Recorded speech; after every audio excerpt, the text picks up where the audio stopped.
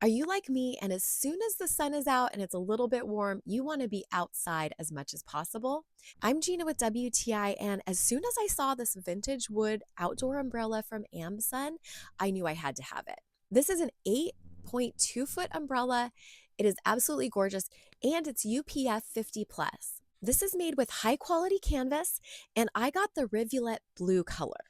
I was a little apprehensive about the pulley system to get the umbrella open. This is so smooth and easy to operate. You simply pull the rope, the umbrella goes up, and then you put the rod in to keep it in place.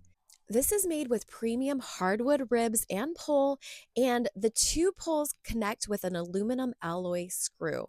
So you can be confident that this is going to be rust resistant, and it's designed to be outdoors for long-term use.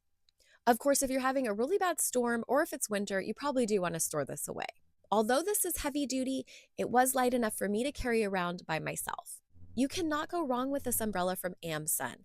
I have other products that they have, and they're all high quality, and that's my point of view.